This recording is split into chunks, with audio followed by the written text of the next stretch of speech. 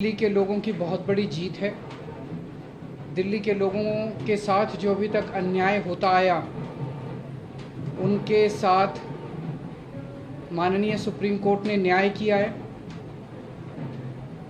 आज से 8 साल पहले 23 मई 2015 को हमारी 14 फरवरी 2015 को सरकार बनी थी। फरवरी, मार्च, अप्रैल, मई 3 महीने के अंदर, सरकार बनने के 3 महीने के अंदर ही जैसे ही हमारी सरकार बनी 67 सीट आई। 3 महीने के अंदर ही प्रधानमंत्री जी ने एक आदेश पारित करवाया केंद्र सरकार से कि दिल्ली के सर्विसेज के मामले अब दिल्ली की मुख्यमंत्री के पास नहीं रहेंगे, वो एलजी के पास रहेंगे या केंद्र सरकार के पास रहेंगे। इसका क्या मतलब हुआ? इसका मतलब ये हुआ कि दिल्ली सरकार में काम करने वाले जितने भी ऑफिसर हैं, जितने भी कर्मचारी हैं, ऊपर से लेके नीचे तक, आईएएस अफसर से क्लास ए से लेके क्लास 4 कर्मचारी तक, चपरासी तक, सारे कर्मचारियों की ट्रांसफ़र पोस्टिंग, उनकी डिसिप्लिनरी प्रोसीडिंग्स, नई अपॉइंटमेंट, पोस्ट क्रिएट करना, पोस्ट एबॉलिश करना, पक्के करना, ये सारा जो है ये अब दिल्ली की चुनी हुई सरकार के पास नहीं होगा। यानी कि अगर मैं मुख्यमंत्री हूँ, मेरे सामने कोई कर्मचारी रिश्वत ले रहा है, मैं उसे सस्पेंड भी नहीं कर सकता, मैं उसकी ट्रांसफ़र नहीं कर सकता। एजुकेशन सेक्रेटरी कौन होगा ये हम नहीं तय कर सकते, हेल्थ सेक्रेटरी कौन होगा ये हम नहीं तय कर सकते। ये आदेश प्रधानमंत्री जी ने 23 मई 2015 को पारित किया। 8 साल हो गए उन बातों को, 8 साल से संघर्ष कर रहे हैं हम लोग। इस दौरान इस आदेश को इस्तेमाल करके दिल्ली के कामों को जानबूझ के रोका गया। हम दिल्ली में स्कूल अच्छे करना चाहते थे तो वो जानबूझ के ऐसा एजुकेशन सेक्रेटरी बिठाएंगे जो कि काम ना करे। हम अगर मोहल्ला क्लिनिक बनाना चाहते हैं तो जानबूझ के ऐसा हेल्थ सेक्रेटरी बनाया जाएगा जो कि काम ना करे। जानबूझ के ऐसा फाइनेंस सेक्रेटरी बिठाया जाएगा जो हर चीज के अंदर अड़ंगा अड़ाए। तो इसको इस्तेमाल करके दिल्ली के हर काम को रोका गया। एक तरह से मेरे दोनों हाथ बांध दिए गए पीछे और मुझे नदी में फेंक दिया गया कि अब तैरो। ये तो ऊपर वाले का शुक्र है कि दोनों हाथ बंधे हुए होने के बावजूद भी हम किसी तरह से तैरते रहे और ऊपर वाला हमारा साथ देता रहा।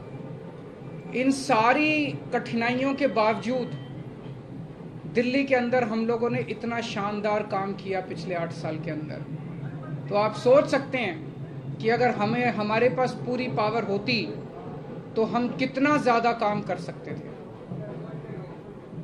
आज हम सुप्रीम कोर्ट के जस्टिस चंद्रचूड़ के जो और चारों जजेस हैं उस बेंच में, संविधान पीठ में, उन सब के तहे दिल से शुक्रिया अदा करते हैं कि उन्होंने हमारे साथ न्याय किया। मैं दिल्ली की जनता को केवल नहीं देना चाहता, बधाई देना चाहता हूं और उनका शुक्रिया करना चाहता हूं कि जो इतना लंबा संघर्ष था, उस संघर्ष में दिल्ली की जनता ने मेरा साथ दिया। दिल्ली की जनता के साथ के बिना मैं कुछ नहीं कर सकता था। आज जो ये इतनी बड़ी जीत हुई है, ये उन्हीं के आशीर्वाद, दिल्ली की जनता के आशीर्वाद और उनके साथ का, उनके सहयोग का नतीजा है। कदम कदम पे उन्होंने मेरा साथ दिया, दिल्ली की जनता ने। अब हमें एक बहुत बड़ा मौका मिला है। दिल्ली का काम जो है अब ये 10 गुना स्पीड से होगा।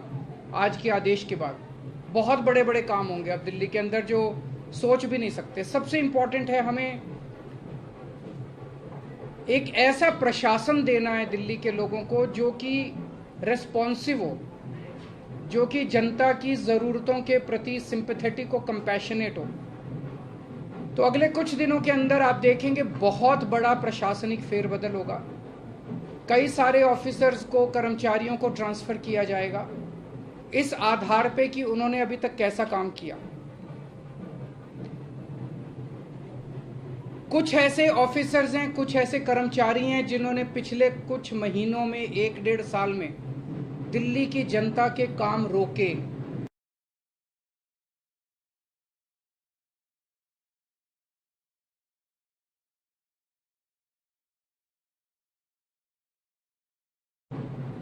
जल बोर्ड की पेमेंट रोक के कई जगह पानी बंद करा दिया। ऐसे कर्मचारियों को, ऑफिसर्स को चिन्हित करके उनको अपने कर्मों का फल तो भुगतना पड़ेगा।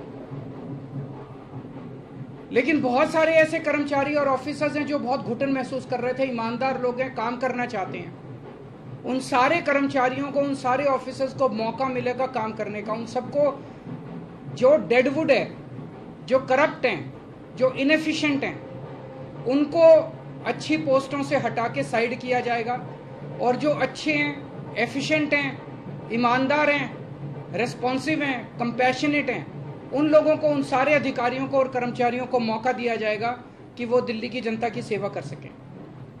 सारे प्रशासनिक सिस्टम को भी दुरुस्त किया जाएगा। ये सारा सिस्टम भी सड़ा गला सिस्टम है।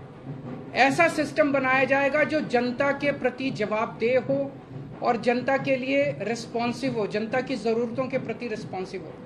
तो व्यवस्था के अंदर जितनी कमियां हैं, इन सारी कमियों को दूर किया जाएगा। तो पूरे सिस्टम को और ऑफिसर्स को और कर्मचारियों को जनता के प्रति जवाबदेह बनाया जाएगा और जनता के लिए रेस्पॉन्सिव बनाया जाएगा। एक लीन एंड थिन गवर्नमेंट तैयार की जाएगी। Lean, thin, responsive, compassionate and accountable government, ये हम चाहते हैं। दिल्ली, जैसे दिल्ली ने पूरे देश को शिक्षा का मॉडल दिया, हेल्थ का मॉडल दिया, अब एक ऐसे गवर्नेंस का, एडमिनिस्ट्रेशन का मॉडल हम जनता के सामने रखेंगे, पूरे देश के सामने रखेंगे। मैं देखता हूं कि कई ऐसी पोस्ट्स हैं जिनकी जरूरत नहीं है।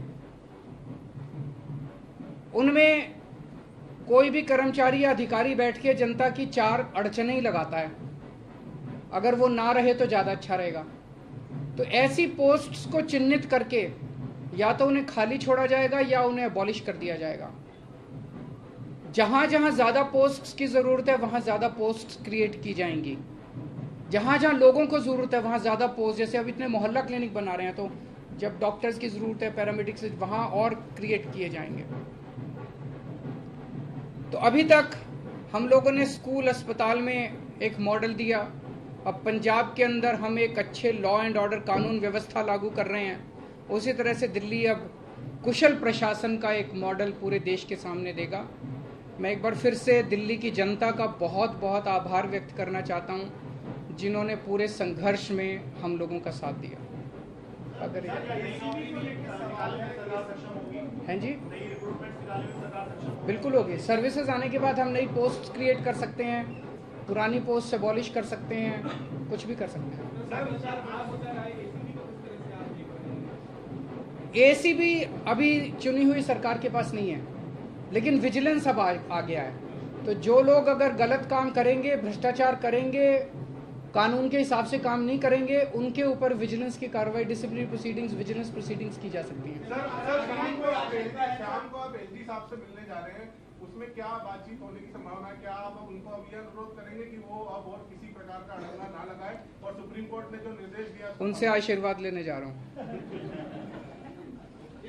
आपको लगता है कि ये पावर तो मिल गई है, पावर से ज्यादा जिम्मेदारी बढ़ गई है अब आपकी, क्योंकि अब तक आप बहुत सारी अड़चनें भी आपने बताई, लेकिन अब वो काम आपको कराना ही होगा। नहीं, जिम्मेदारी तो पहले भी थी, वो जिम्मेदारी विदाउट पावर थी। अब जिम्मेदारी विद पावर आ गई है। जिम्मेदार देखिए, जब भी जनता वोट देती थी तो वो तो यही कहती थी, जी हमने तो केजरीवाल को वोट दे दिया, अब केजरीवाल जाने पावर है कि नहीं है उसके पास। जनता को कि बेचारों को क्या पता टीबीआर क्या होता है, आर्टिकल 239AA4 क्या होता है, उनको क्या पता बेचारों को। जनता तो वोट दे देती है, लेकिन हमारे पास पहले उन जिम्मेदारियों को पूरा करने की पावर नहीं थी, शक्ति नहीं थी। अब शक्ति दे दी है सुप्रीम कोर्ट ने हमें। पहले जो आपके काम है, अगर आप याद दिलाना चाहें, कौन सी ऐसी फाइल है जो अटकी हुई है और कौन से ऐसे काम है जो आप करना चाहेंगे तुरंत? ऐसे बहुत सारे काम हैं जो पिछले कई सालों में अटके। पिछले एक साल के अंदर तो आपने देखा कि किस तरह से पिछले साल लास्ट के महीने नवंबर तक आते आते मोहल्ला क्लिनिक के अंदर लैब टेस्ट्स बंद हो गए थे, दवाइयाँ बंद हो गई थी। जल बोर्ड जो है, बजट, असेंबली ने बजट पास कर दिया, लेकिन कुछ ऑफिसर जो हैं वो बजट रिलीज नहीं कर रहे थे। हर डिपार्टमेंट का गला घोंट दिया गया था अफसरों को के जरिए, वो अब बंद हो जाएगा। अब जितने जो असेंबली के अंदर हम बजट प्रेजेंट करते हैं और जो जनता की बात रखते हैं, वो सारी चीजें अब हम कर पाएंगे। सर, अधिकारियों की मीटिंग आपने बुलाई है, बड़े अधिकारियों क्योंकि कहा जाता है कि एलजी की यदि अब तक सीएस काम कर दे रहे हैं तो क्या उन्हें मीटिंग के लिए आपने बुलाया? जरूर बुलाएंगे। अब आने वाले टाइम में मीटिंग्स तो होती रहेंगी। सर, अभी हाल के दिनों में बहुत सारे ऐसे फैसले एलजी ने लिए जो कि मतलब सरकार के अधिकारों का उल्लंघन करके खुद से लिए गए। क्या अब उन फैसलों को रिव्यू भी किया जाएगा? वो फैसले कई सारे गलत हैं। इनफैक्ट कई सारे तो सुप्रीम कोर्ट में पेंडिंग है। कल एल्डरमैन का केस आ रहा है सुप्रीम कोर्ट के अंदर। ट्यूसडे को डीआरसी के चेयरमैन की अपॉइंटमेंट का केस आ रहा है। फिनलैंड जो हमारे टीचर्स को नहीं जाने दिया उसका केस सुप्रीम कोर्ट के अंदर पेंडिंग है। जब मेंशन ही किया था हमने ये केसेस तीनों, तो सुप्रीम कोर्ट की टिप्पणी काफी तल्ख थी कि ये कैसे एलजी साहब रोक सकते हैं। एल्डरमैन की अपॉइंटमेंट बिल्कुल गलत हुई है। जो डीआरसी के चेयरमैन 4 महीने से फाइल एलजी साहब के पास पड़ी हुई थी, एलजी साहब ने अपॉइंटमेंट नहीं होने दी, तो हमें सुप्रीम कोर्ट जाना पड़ा। मुझे लगता है कि अब इतना सुप्रीम कोर्ट जाने की, हाई कोर्ट जाने की जरूरत शायद ना पड़े। अब शायद हम अपने स्तर के ऊपर ही कई सारे निर्णय ले सकते हैं। मैं यही कहना चाहता हूं कि केंद्र सरकार एक तरह से, प्रधानमंत्री जी खासतौर एक तरह से पिता समान होते हैं। जैसे परिवार में पिता होता है, पिता समान होते हैं। पिता की जिम्मेदारी होती है कि सारे बच्चों को अच्छे से उनका पालन पोषण करें। अगर दिल्ली में आम आदमी पार्टी की सरकार है तो वो हमारे भी प्रधानमंत्री हैं, हम भी उन्हीं की तरफ देखते हैं। चाहे बीजेपी की किसी राज्य में सरकार है, किसी में कांग्रेस की सरकार है, किसी में आम आदमी पार्टी की सरकार है, वो सारे के सारे प्रधानमंत्री को एक तरह से पिता समान देखते हैं कि भाई ये अब कोई मुसीबत आएगी तो हमारी मदद करेंगे। लेकिन अगर जैसे ये 23 मई 2015 को आदेश पारित करके दिल्ली सरकार की पावर छीन ली गई, 8 साल तक हमें बिना पावर के काम करना पड़ा, काम रुक गया, किसका फायदा हुआ? आज सुप्रीम कोर्ट ने साबित कर दिया कि ये गलत था। ये ऑर्डर बिल्कुल गैर संवैधानिक ऑर्डर था। जितनी सख्त लैंग्वेज के अंदर सुप्रीम कोर्ट ने बोला है उससे ये साफ जाहिर है कि ये ऑर्डर केंद्र सरकार का बिल्कुल गलत था। तो इतना गलत ऑर्डर उन्होंने पास किया तो उसका मतलब तो यही था कि आम आदमी पार्टी की दिल्ली की सरकार को फेल करना उसका मकसद था, और तो कोई मकसद नहीं था। देश का तो भला नहीं हुआ, दिल्ली का तो भला नहीं हुआ, केवल और केवल लोगों का नुकसान हुआ। ये नहीं करना चाहिए। चुनाव में लड़ते हैं, राजनीति कर लो, चुनाव में एक दूसरे को जो बोलना है बोल लो, लेकिन चुनाव खत्म होने के बाद चाहे कोई बीजेपी की सरकार है, चाहे कांग्रेस की सरकार है, आम आदमी पार्टी की, हम सबको मिलकर काम करना चाहिए।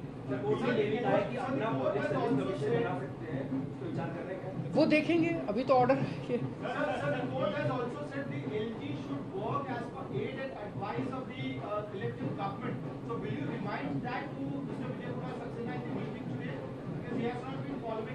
जब उनका आशीर्वाद लेने जा रहे हैं तो सारी चीजों पे आशीर्वाद है जी, मिलके काम करेंगे। बीजेपी के नेताओं को कुछ बयान ऐसा भी आ रहा है कि अभी संसद भी है, संसद में कानून भी बन सकता है, अलग तरीका उसमें बदलाव कर देंगे, बड़ी बेंच के पास भी जाया जा सकता है। ये पहले भी कोर्ट में चली थी कि उठाने की तरफ से कि नौ बेंच के जाया जा सकता है मामले को लेकर।